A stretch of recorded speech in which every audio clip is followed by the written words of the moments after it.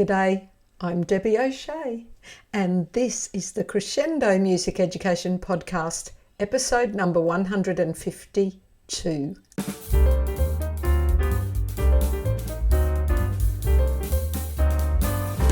This podcast is being recorded on the lands of the Turrbal people. I acknowledge them as the traditional owners of the land and pay my respects to elders past, present and emerging. They were the first music makers on this land. Hi, I'm Debbie O'Shea, and I would just like to give you a quick introduction to this episode. It's actually a recording of my launch, the launch of this book, The Stalagmite Effect, about how small, consistent actions build extraordinary lives. So I'm interviewed by my friend Deb Bryden, and if you're on YouTube, you can actually watch that little chat happening, or if you're on one of the other audio platforms, you can hear the chat. Deb asks me some interesting questions and we have a lovely chat, and it's beautifully recorded by Dave Pawsey. Thank you. Short Pause Media, if you're looking for someone to do a good job for you. I hope you enjoy having a little listen and perhaps watch of my launch of my book.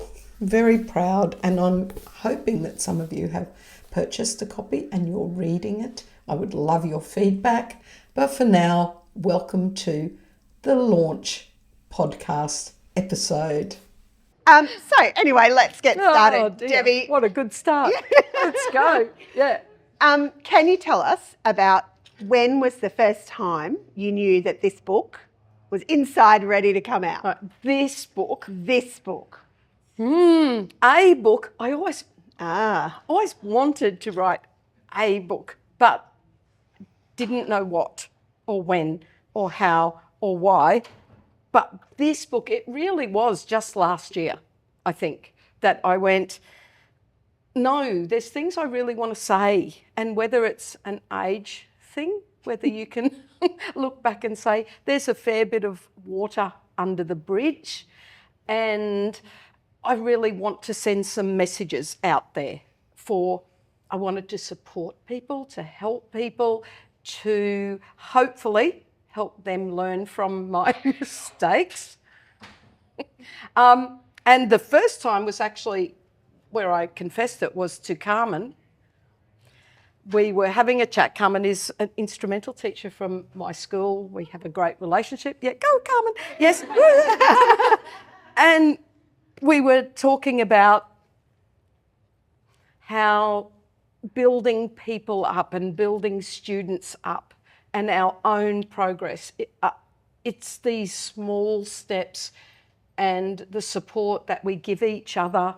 And I confess that I was thinking that I might put that into a book, and that I even had the central metaphor for the book.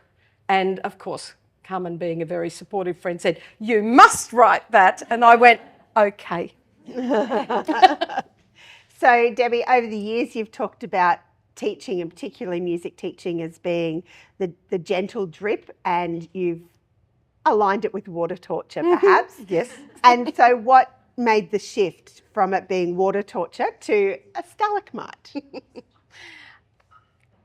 Just the negativity of the water torture. I started feeling a little guilty about using that analogy, and thought, no, because it's not about wearing away, but it was about continuity, and it was about almost the unexpectedness of when it happens, when you've got 30 little people in front of you and you're delivering all these little drops of content and experience, and they're all going to pick it up at different times, and you're just hoping over time that they will get that. But it was a building up, not a wearing away. So I came around to stalagmites because I thought that's what they do. Just build up with little drips. When it happens, it'll just come down. Thank you, I will grow now. Okay. I'm sure the children always say thank you as well. Yeah, no. What was the scariest part about, well, not now about becoming an author, but about saying it out loud. Oh, First of all to one person, but then to other people. What was the scariest part of embarking on this? it was very, very scary. It was, that whole imposter syndrome thing. Who am I to write a book? What have I got to say that is new and exciting and for other people to listen? That it's so debilitating that why am I doing this? It's terrible. And then the other part of me goes, yeah, but why not? Like, why not? And if I've got the tenacity and I'm going to wear away at it, no, not wear away, no, the build up, the build up. And I just thought, well, why can't I do it? And if people do not want to read it, they don't have to. And if they read it and they don't like it, that's okay. But that takes bravery, I'm going to say, courage, because it really does. Because who am I to write a book? I am so ordinary. In fact, I think one of the chapters starts, I am ordinary. That's the first sentence, because I am nothing more than anybody else. So who am I to write a book? But then, who am I to not write a book? So I just have decided that I was going to do it, even though it was really scary. And I'm still not sure I've done the right thing, but I've done it anyway. It's too late. It's out there. Debbie, a lot of the concepts in this book are things that have been developing in your life and your brain over many years. But tell us about the actual process of writing the book. How long? What did you do? Well, it was just this vague idea. And I had a whole term long service leave. Can I hear it? A whole term long service leave. And my plan was to work on the early childhood online course that has been vaguely happening for years and years and years and years. And I thought, finally, I'll finish it. And then the book idea kept niggling, and I saw online a Hay House boot camp, and it was free, and it was in January, early January, 4 days, I think, signed up, did the boot camp. And of course, there's an upsell, as there always is. So I thought, okay, I'll pay for the upsell. You got some extra stuff, and you also got to be able to apply to have your book published by Hay House. So I have actually just got that application in. They close tomorrow. So who knows? Might Hay House, if you're listening to this, consider my application. So I thought, I will do this. And because I was on holidays, I actually saw them all live and thought, no, this is it. And I started writing, and it took 4 months almost to the day, woe to go, the whole thing. It could not have happened if it wasn't for long service leave. There's not a chance. And there were times I wanted to write every day. So my aim was, I will write every day no matter what, even if it's, and I set myself little goals. I'll write 300 words. I'll write, and then it just took such a long time. So I was like, no, I will write 1,000 words. And I gave myself goals, and I just chipped away at it. And some days I would get up and think, I'm not sure. I think I've run out. That's it. I've got no more ideas. And then the next day I would wake up with a story in my head. So the theta, I think it is, the theta state of your brain, and that's in the book, by the way. The 4 states of the brain. I learned about that one. And in fact, I think, now who was it? Was it, who's the light bulb dude? I think it was Edison. The light bulb dude. And he would go to sleep in his chair, and he would put a penny between his knees and a tray under his legs. And as he dropped off to sleep, the penny would drop. That's where the penny drop comes from. And it would hit the tin and wake him up. And that's when he had his ideas, because in that state, when you're just falling asleep or just waking up, the brain waves are quite different. And I would often wake up and there would be the next section of the book would be in my head. So I really got to rely on that. In fact, that leaves me, can I just go off topic for a bit? You can do whatever you like. Okay. And in fact, before this one even came out, but it was really close to coming out, I woke up at 3:33, I remember, because I looked at the clock, went, it's 3:33, and the next book was in my head. Uh-oh. Yeah. Mind you, I'm back to full-time work, so I have no idea how I'm going to write the next book, but it is there and it is important. And it was in that state of just waking up and that half state that I went, this is what, and it's actually what I think it's an even bigger mission than this one. Do you want to know what it's called? Or are you not supposed to say that? It's up to you, Debbie. It's called Let the Children Play. And it's about the importance of early childhood education, play-based early childhood education. Play with your children instead of screen babysitting, all of those things. So let's get back to this topic. Oh, sorry. Okay, so this book. What can you give us an example in the classroom of the Stalagmite Effect? Just one of the many examples in your book. Well, you mainly think of those extreme examples, don't you? But not that everybody is just as important, but the stories that stand out are those extreme either end examples. And it's the little ones that won't even come into your room, and you just keep trying, keep plugging away, keep trying to find something that they're interested in, that you can coax them in with, that you can encourage them. And there's some people lovely working with some of the high needs children. I can see some people nodding over there. So, obviously I can't name names, but that's when you really notice the progression, when they go from, I'm not even coming into your room, to I'm coming into your room, I choose to play this game, then they will run out because don't like this song, okay, and they're gone again. All right, but then they'll be back. So it's that slow building up, and you eventually get somewhere if you don't give up. And it's sort of easy to give up sometimes. You also write about building up others while you build yourself. And besides the building up the children, obviously, that's an obvious example as a teacher. We're all trying to build up the children. That's our job. But really, your life has been a lot about building other people up, other teachers up as well. Did you want to talk a bit about that? Or not really? Yeah. The look on her face.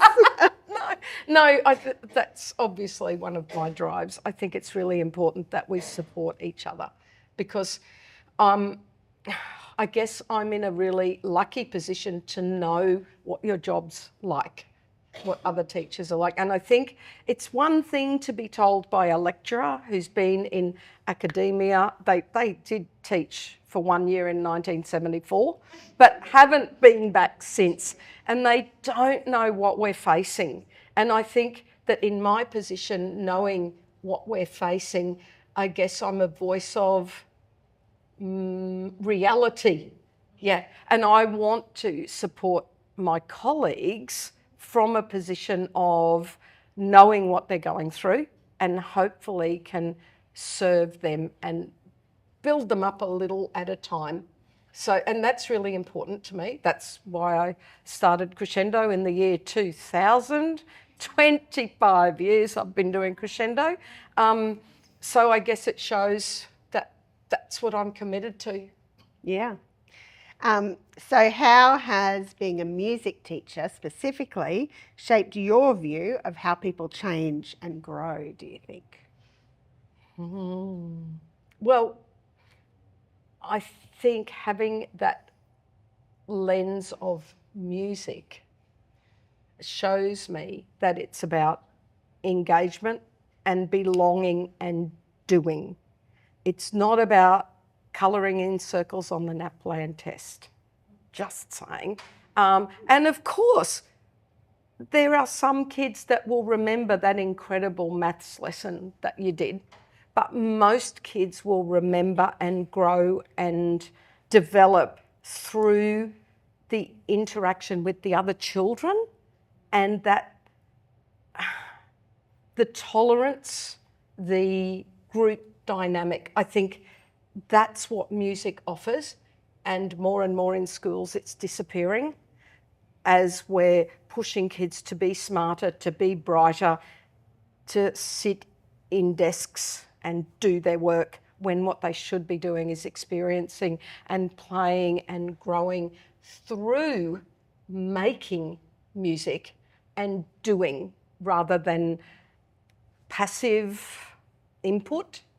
Does that make sense? Can we hear the next book coming out already? Okay, there may be elements of the next. She's moved on. Okay.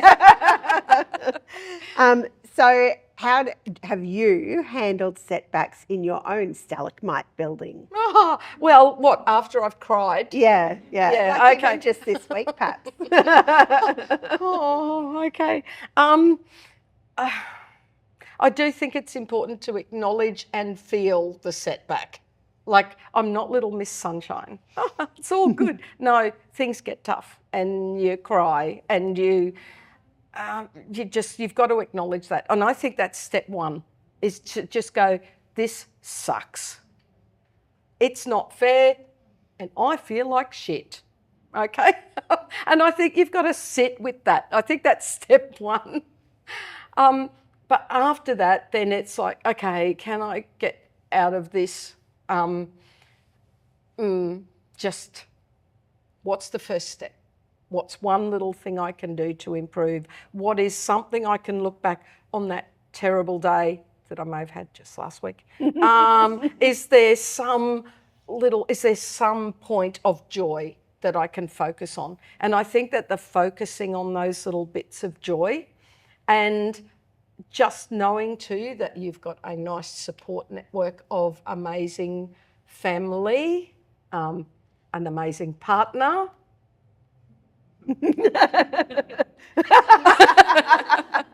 and people that will support you, people that you can ring up and say, can I tell you about my day? Build your support network and then take little tiny incremental steps to dig yourself out. No, build yourself up. Like a stalagmite. Oh dear. So what's one small habit, one small thing on the stalagmite that you would say has made a big difference in your life? I think thanking and acknowledging and making steps to show other people how important they are. Because that's the book is not just about you and your journey, but it's about how you help others. So I think just one little step that I can take and that everybody can take is to, what can I do to help someone else today? And it might just be a text. Thinking of you, and I was thinking about our time together in high school and loved that you did this, or I know you're having a tough time, just thinking about you. And those very small things that can build other people give you joy as well. So I think that's a small step.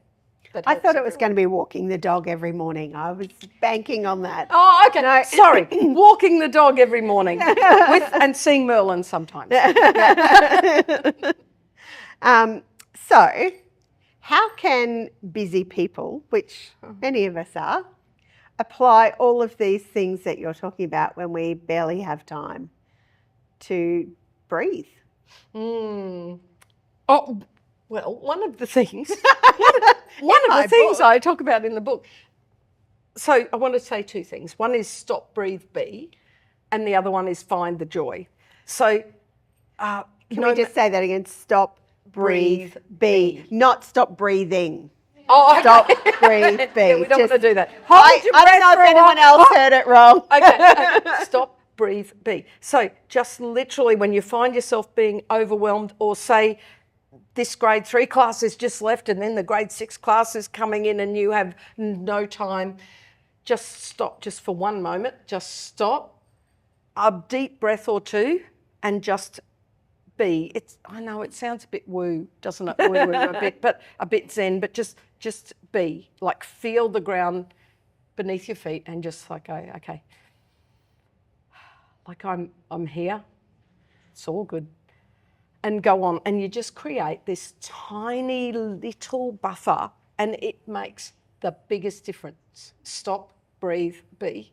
And the other thing is the joy.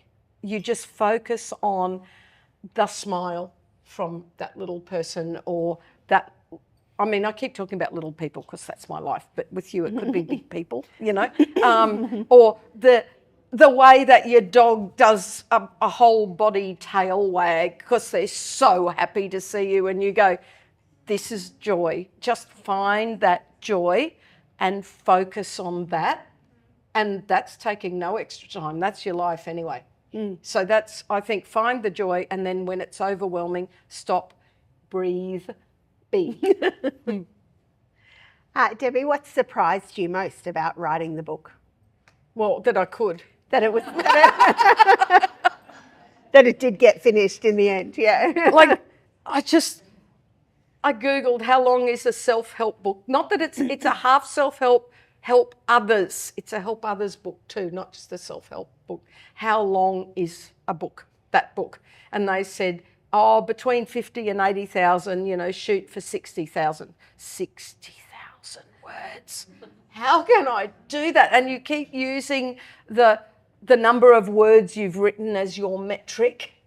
Okay, I'm never going to get there. But by the time you get towards the end, it's nothing to do with the length. It's, have I said all the things I want to say? And it's ended up 64,000 words, by the way. I was shooting for 60. So I think, sorry, what was the question? What was surprising? Yeah. Surprising that I finished. And that I had enough to say, and that I could pull in a little bit of philosophy and a little bit of this. Are you giggling about me having enough to say? I think, Debbie, those two things are not things that surprised any of us. Okay. Because we know that whenever you set your mind to something, it happens. That's tenacious is one of the most important words to describe you. And also, none of us are surprised that you had enough words to say. None of us. Although I seem to remember Kelvin saying to me, I said to him at one stage, I just don't think I've got enough in me. I don't think I've got enough words. And he said to me, seriously, as if ever you have run out of things to say. Okay, all right, point taken. Okay. Were there moments when you were writing it that you were ready to give up? Yes. I seem to. That's it. I seem to remember a time when you and I were working on a project a few years ago when we were both applying for our highly accomplished teacher accreditation, and there was a couple of times where Debbie stopped and gave up, and I knew it was not the end because she's not someone who gives up. However, there were moments I'd given up. where she had stopped, and it only took a few days and she was back on the train with me. It was okay. But I'm sure, I know that there were times during this process as well. Would you like to tell us about them? Yeah. It was really when I just felt there was nothing else to say. But I made myself sit and write something. even if it was rubbish. I tried to just get something down so that I didn't break the momentum too much. And I just kept going and thinking, this is going to take forever, 100 words a day, it's not going to do it. So, but I came back to it. Obviously. And as you were self-publishing, there were no imposed deadlines. Did you create deadlines for yourself? Is that what made it, besides the so many words a day, is that what made Yes, I gave myself a deadline. And I actually ended up beating it. Yeah, I ended up beating it. But I gave myself, but it was the leave that was really the sort of, and since I'd pretty much finished it in the Easter holidays, I'd almost finished it. And then I thought, I might want to go back to just do some part-time teaching, because I was a bit worried about being at a loose end and not being ready. And everyone in the social media world, I guess, just assumed, since I'm not young, they would have thought, yes, she's just retired, because I was not talking a lot about what I was doing. So it was a little surprise in some ways that I was going back to part-time, and now I'm back to full-time. But I just got a little bit fidgety, not quite ready to stop teaching yet. What do you hope readers will do differently after reading your book? Well, I hope they work towards their big, hairy, audacious goals. Hairy ones. Yes, big, hairy, audacious, BHAGs, big, hairy, audacious goals.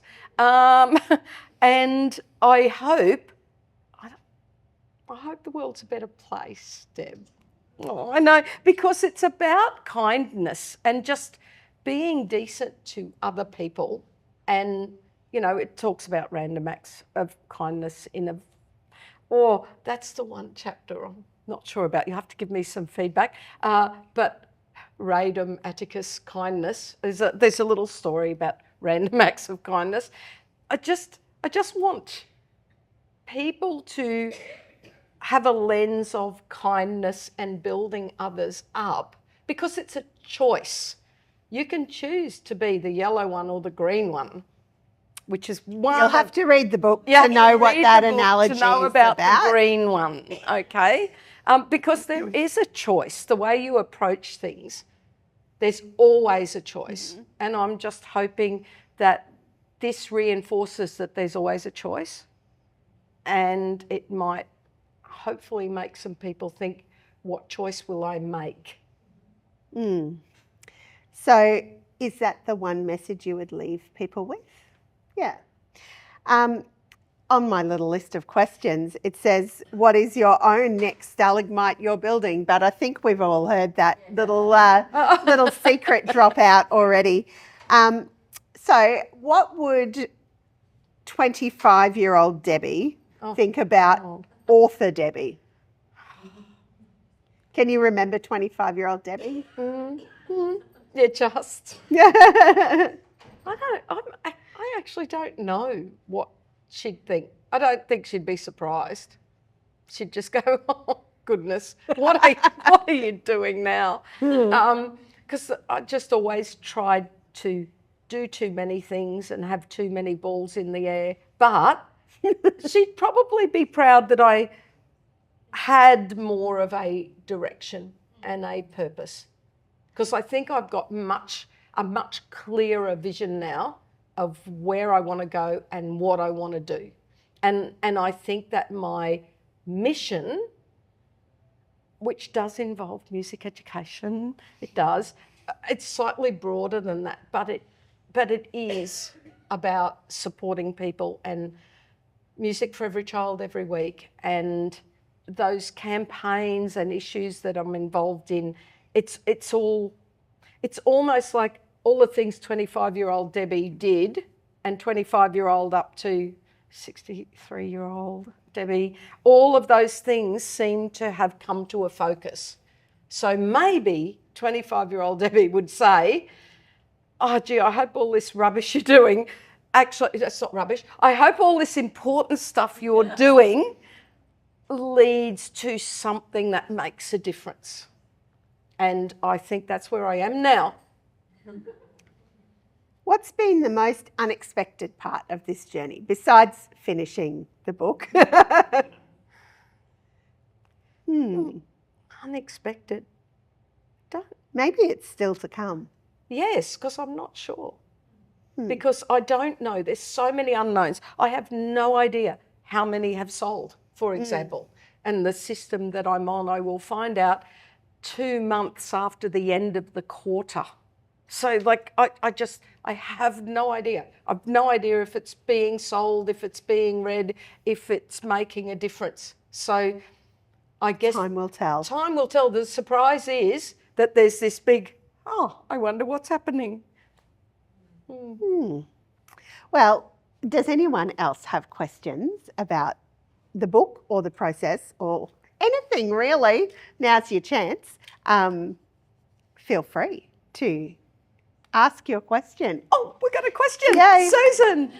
I just wondered, without a publisher, what the editing process was like. So the question was, without a publisher, what's the editing process been That like? is such a good question. And are you ready for the answer? Okay, go on. Okay, because this is a bit of a divisive, is that the word? Divisive. Divisive. Anyway, it's an answer that will split you into 2 groups. Okay.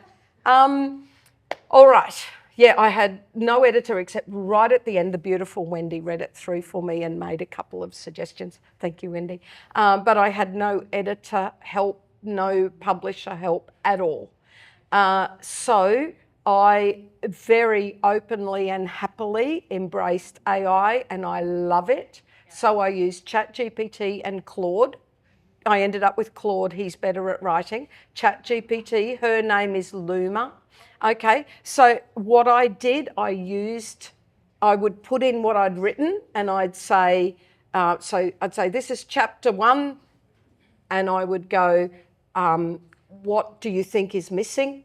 And they would say, it would be good if you had an extra story from the classroom and a personal story and maybe a story from outside the classroom, so it's better for a wider readership. And I'd go, thank you very much. That's okay. You're building something really special, it would tell me. Okay, because I trained it to be very, very supportive. Okay, so then I would write again and I would put it up. What do you think of this? And so I'm quite open about that I used AI as my editor support. And at the end, because I went through Balboa Press and I submitted my manuscript and they sent back and said, good news, you've only got a minimal amount of editing and you need to do, and they did these bullet points, you need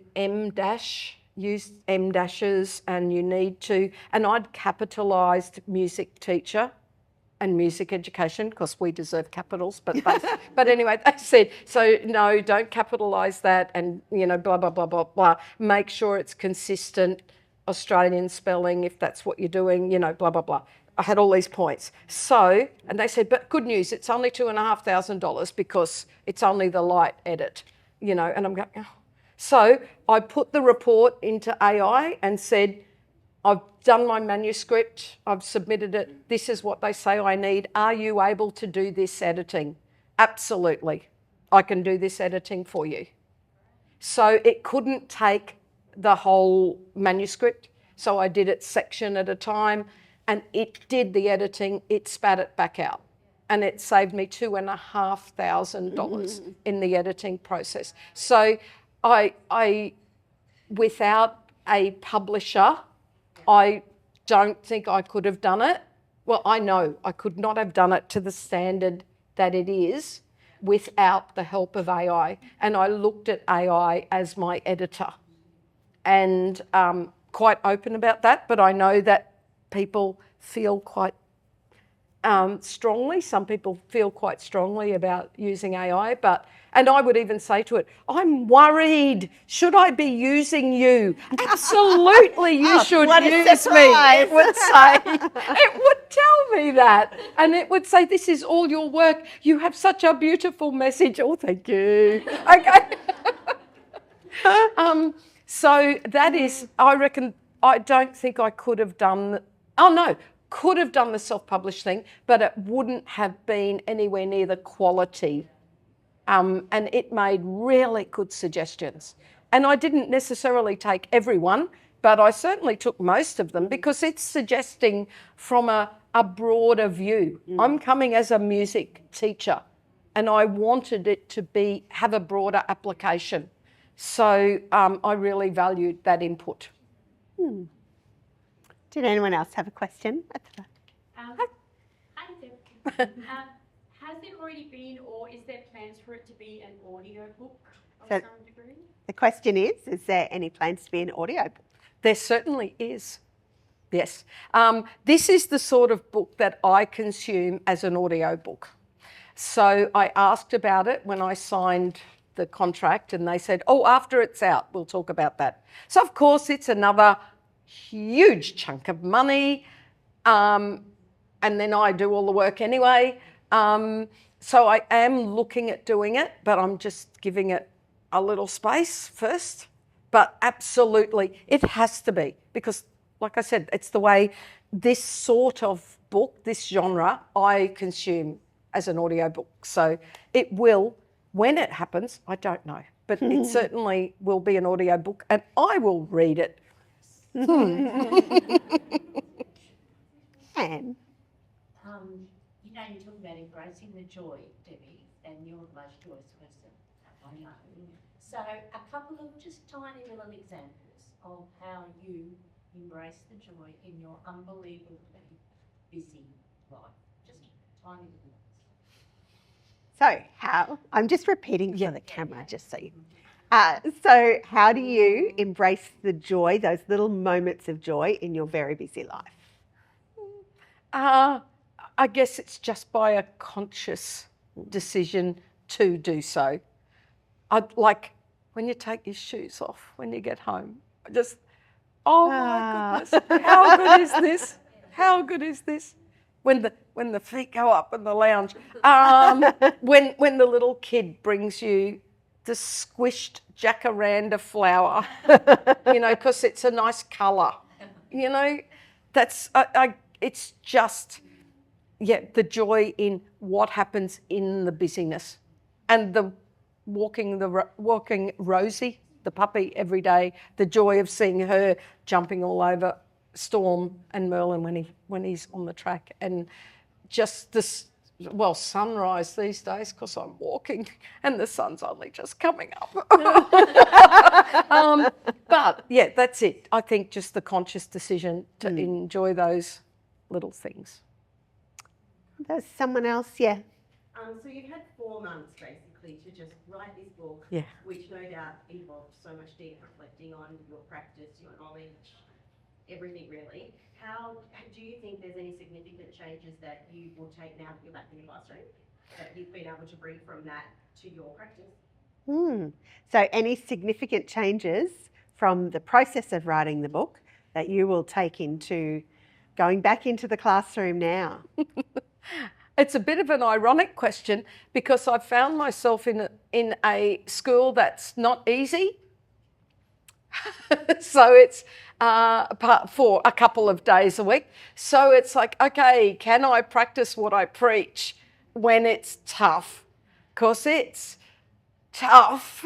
So I think the change is I'm more aware of what I've said, and I'm more aware of making sure I practice what I preach.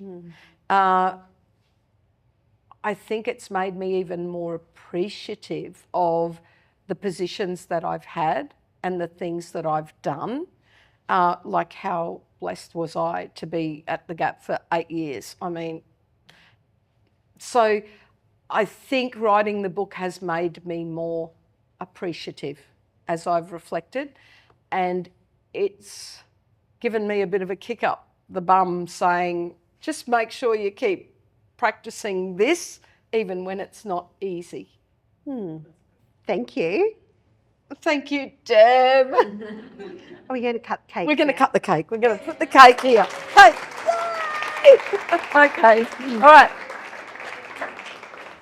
As we know, laughter relieves stress. Don't lose sight of the funny side of life.